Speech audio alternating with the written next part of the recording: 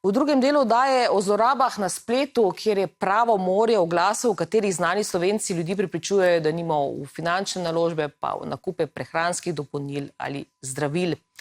Gre za zlorabe in prevare, ko goljufi ukradejo identiteto znanih ljudi in ustvarijo lažne oglase.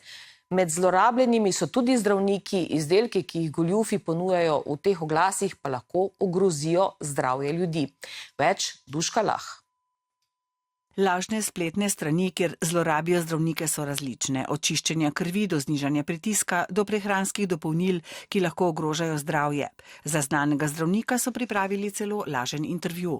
Moje slike so pač našli iz drugih intervjujev, iz spleta, iz kjerkoli. Si izmislili intervju in na koncu v bistvu je bil nek podatek o nekem zdravilu, takrat, ki se imenuje pač Germivir in naj bi skrite parazite v telesu pobil.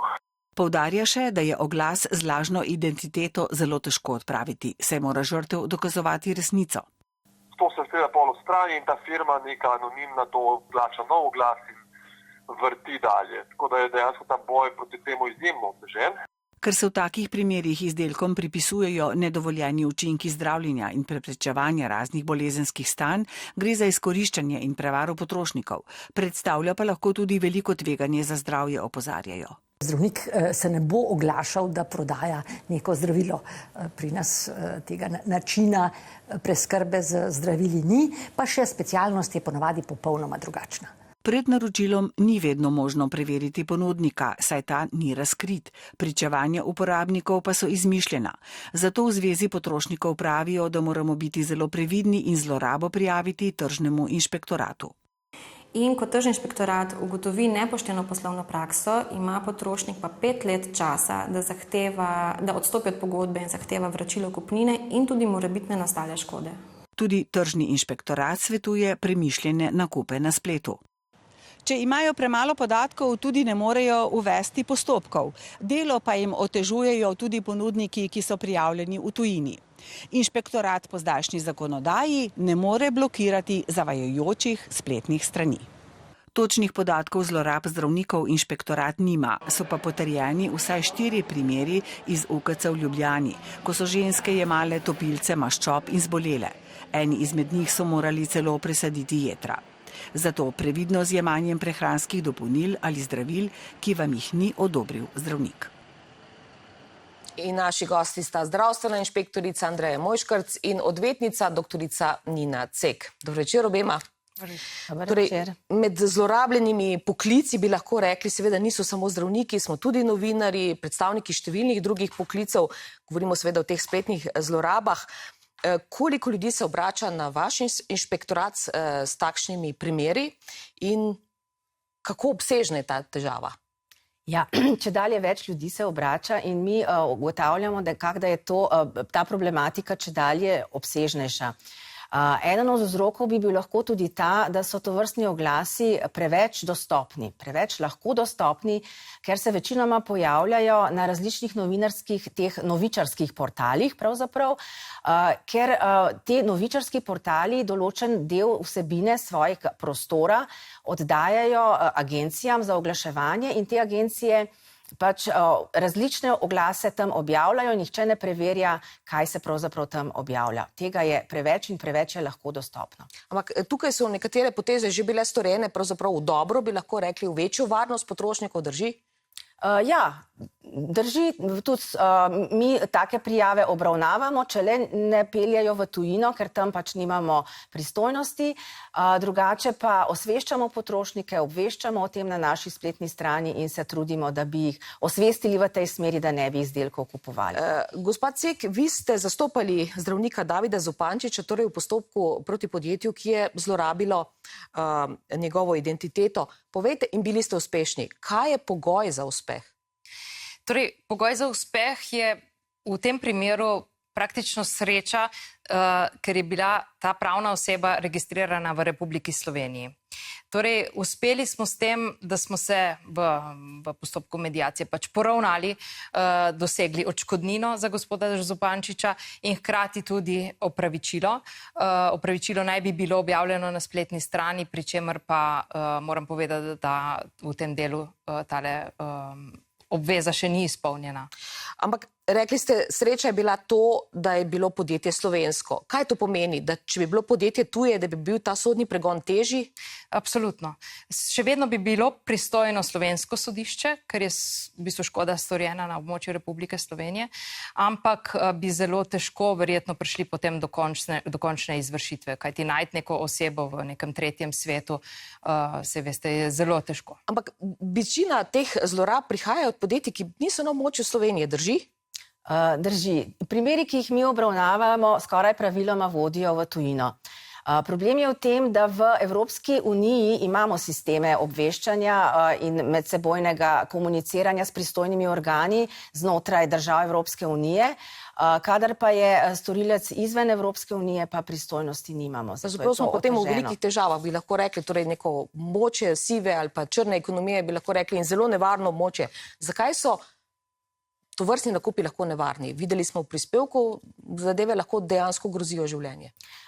Ja, tovrstni oglasi so nevarni predvsem zaradi tega, ker se skrivajo odgovorne osebe.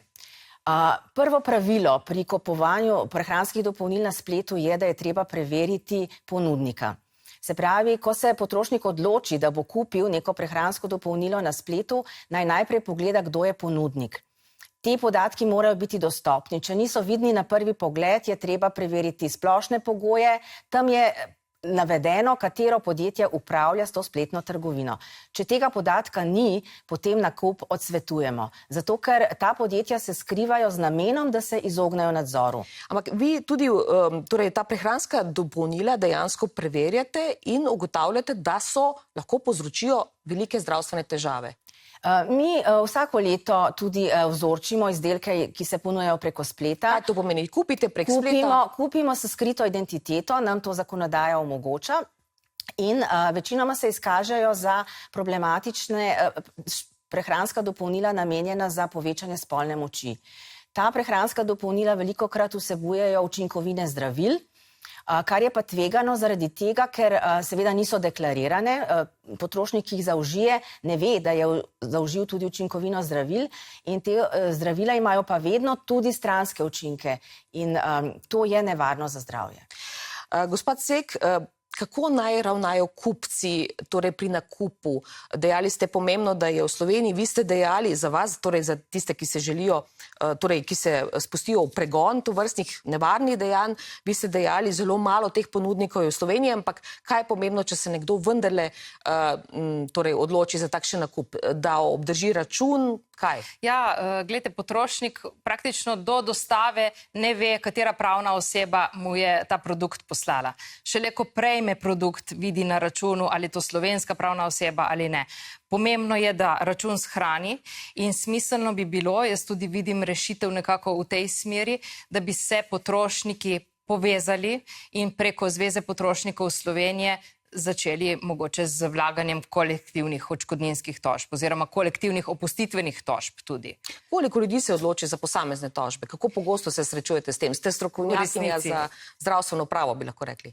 V resnici bom rekla, da praktično se ne odločajo. Seveda razlog je v tem, da so zneski za vračilo teh kupnin relativno nizki, govorimo o zneskih 50 do 150 evrov in seveda vsak tak potrošnik se ustraši, kakšni bodo stroški sodnega postopka, kar je v bistvu realnost, stroški sodne takse, stroški odvetnika, to bo že v samem začetku preseglo vrednost nakupa, tako da samemu potrošniku se seveda kaj takega ne splača in apeliram v smeri vlaganja kolektivnih tožb.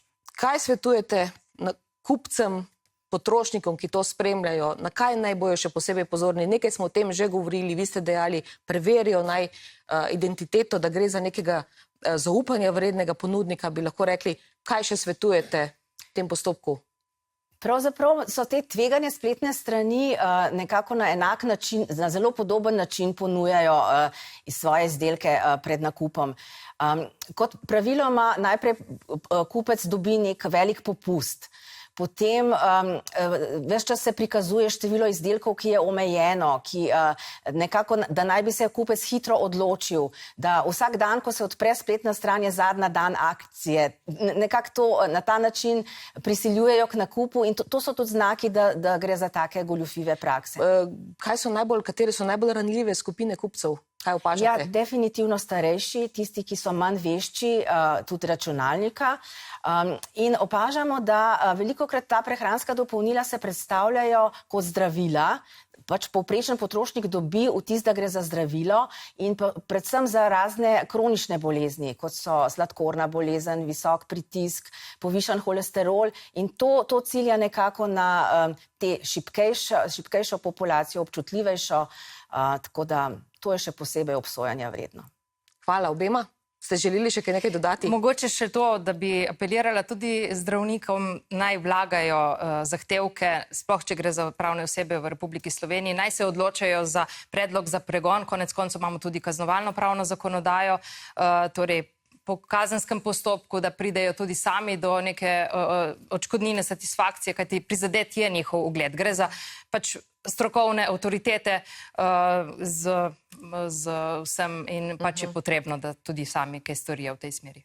Hvala obema še enkrat. Hvala za povabilo.